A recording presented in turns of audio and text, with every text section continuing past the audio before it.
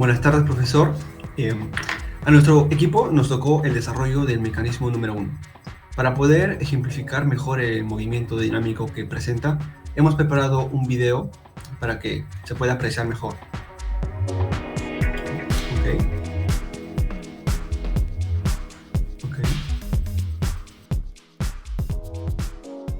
Aquí se puede apreciar las tres barras, la barra AB, BC y CD. La barra AB y CD son barras que se encuentran en rotación pura, y la barra BC, como se ve en la figura, está en rotación y traslación.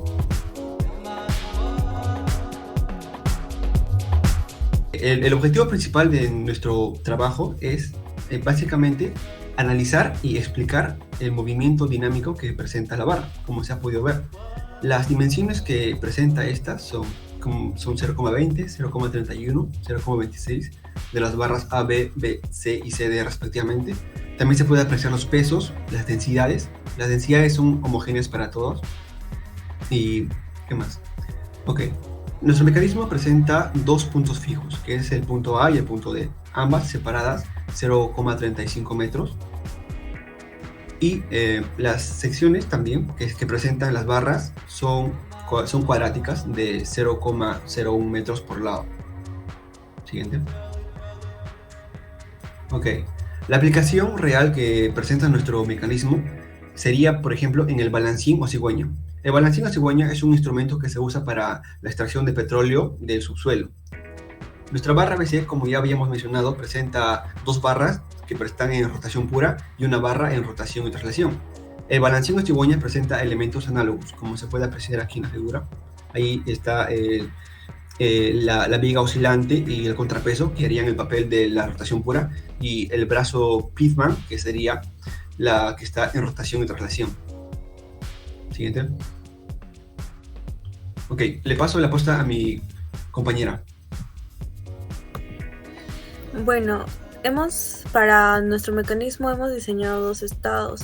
Nuestra barra AB tiene una inclinación de 37 grados en el estado 1, y también la velocidad angular y la aceleración angular es 15 radianes por segundo y 5 radianes por segundo al cuadrado respectivamente. Y en nuestro estado 2, nuestro sistema tiene en la barra AB una inclinación de 53 grados. Siguiente, por favor. En el cálculo de las velocidades, hallamos en la primera barra AB y tenemos un apoyo fijo en A, que la velocidad viene a ser 0. Teniendo en cuenta el dato de la velocidad angular y la posición relativa de B respecto de A, obtenemos el valor de la velocidad en B, que viene a ser 3. Luego, al estar nuestras dos barras unidas por un pasador y al no tener datos, tenemos que igualar nuestras ecuaciones en la velocidad en C, tanto en la barra CD y BC. Teniendo ya los datos, vamos a hallar las velocidades angulares de la velocidad angular CD y BC, ahí como mostramos en la pantalla. Luego, también en el apoyo tenemos un apoyo fijo en D, que su velocidad vendría a ser 0. Siguiente, por favor. Bueno, lo que hemos hecho anteriormente ha sido sobre el estado 1, y también lo mismo se va a aplicar para el estado 2. Como podemos ver en la barra BC, en ambos estados uno va en sentido horario y antihorario, y esto lo podemos ver que en el CIR, que en el estado 1 nuestro CIR va para arriba y en el estado 2 el CIR es hacia abajo. Siguiente, por favor. Seguimos con el cálculo cinemático en el análisis de las aceleraciones. También al tener un apoyo fijo y que es en A, nuestra aceleración viene a ser 0. Entonces reemplazamos los datos que ya tenemos y hallamos la aceleración en B, que vendría a ser a 45,01 metros por centímetros cuadrados. Luego, de la misma manera que se hizo en la velocidad vamos a igualar ecuaciones con respecto al punto C, tanto en la barra BC y CD. al tener esas ecuaciones, vamos a hallar los valores de las aceleraciones angulares de BC y DC. También al tener un apoyo fijo en D, nuestra aceleración es igual a 0. Y todo esto hemos calculado por el método vectorial tanto para las velocidades como para las aceleraciones. Siguiente, por favor. Acá hemos hecho para nuestro mecanismo tanto en el estado 1 y en el estado 2, hemos dibujado nuestras aceleraciones en su sentido y también nuestras aceleraciones respecto a su centro de masa en ambos casos. Siguiente. Y ya para finalizar hemos puesto una tabla para cada caso con los datos hallados tanto de las velocidades del centro de masa, de la velocidad angular en las 3 barras y las aceleraciones en los centros de masa de cada barra y las aceleraciones angulares de las barras A, B, B, C y Z. Continuando con la explicación, para calcular las masas de las barras A, B, B, C y CD, primero hemos tenido que calcular el volumen de estas. Y el volumen se calcula multiplicando las dimensiones de las barras, como son la longitud, el ancho y el espesor. Y obviamente lo multiplicamos después por la gravedad para obtener el peso. Siguiente, por favor. Ok. Para calcular los momentos de inercia de las barras, tenemos que tener en cuenta que las barras BA y CD son barras que están en rotación pura, como ya habíamos mencionado, y la barra BC se encuentra en rotación y traslación. Es por ese motivo que para el caso para hallar el momento de inercia respecto del centro de rotación para la barra BC, que está en ese estado, hemos tenido que aplicar el CIR, que está afuera de la figura, para poder determinar la distancia radial y posteriormente aplicar el teorema de Steiner, ¿no? Para poder determinar ese momento de inercia. Igual para el estado 2 se calculan las distancias por medio del AutoCAD para poder saber esos valores. Siguiente. Ok, le paso a mi compañero. Ok, gracias, John. Continuando con el cálculo dinámico, vamos a hacer el análisis del comportamiento dinámico de nuestro sistema, empezando en primer lugar por la barra AB, luego continuaremos con la barra CD y luego con la barra BC. En la barra AB hacemos el análisis de los momentos y de la sumatoria de fuerzas en el plano tangencial tanto como en la normal, y de esta manera nos resulta los valores de BT, AT y una ecuación de diferencia en AN y BN. Luego procedemos a hallar el mismo análisis en la barra CD, donde obtenemos los valores de DT, CT y la diferencia DN y CN.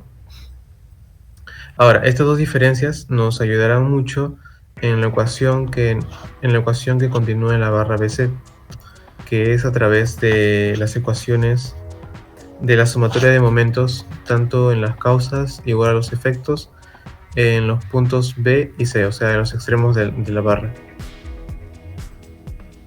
A través de ello obtenemos el valor de CN, DN, BN y AN. Cabe recalcar que para hallar esos valores tuvimos que proyectar el punto de un extremo a la línea de fuerza del otro extremo para poder calcular la distancia y de esta manera hallar el momento. Siguiente PPT, por favor. Ok, aquí podemos notar las causas y el efecto que provoca las fuerzas a través del movimiento de nuestra barra. Entonces, podemos ver aquí en la barra BC, trazamos la proyección, la distancia y el efecto que provoca estas fuerzas. Gracias. Para el análisis del trabajo podemos aplicar el principio de trabajo y energía cinética.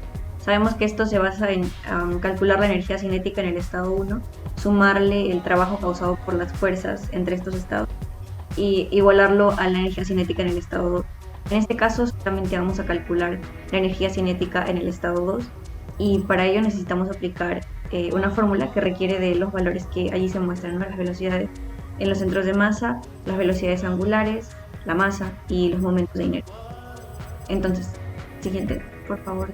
Ahí tenemos la ecuación para calcular la energía cinética en el estado 2, que relaciona la energía traslacional con la energía rotacional. En este caso tenemos ambas, porque nuestras tres barras presentan velocidades en el centro de masa y también velocidades angulares.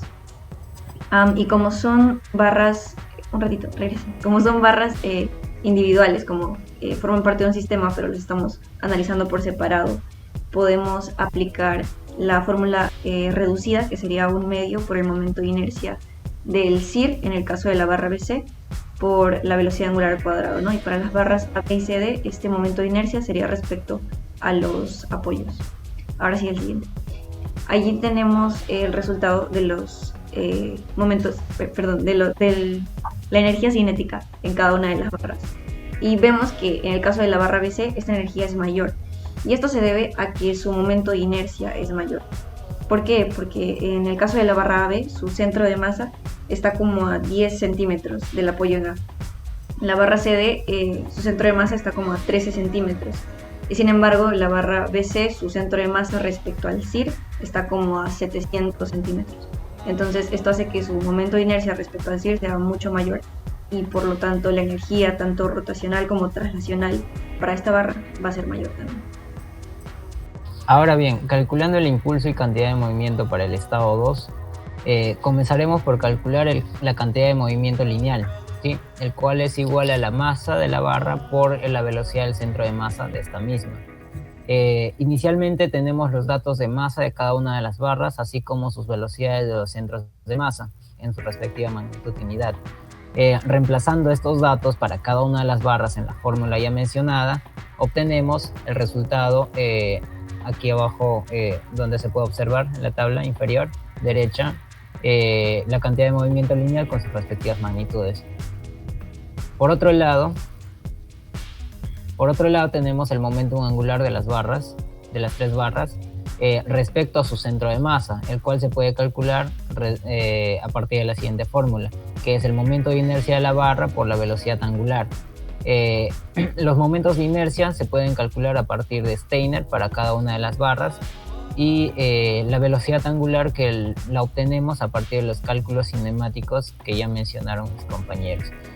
Reemplazando estos datos en la fórmula que ya tenemos, obtenemos los resultados que se muestran en la tabla, en la última tabla.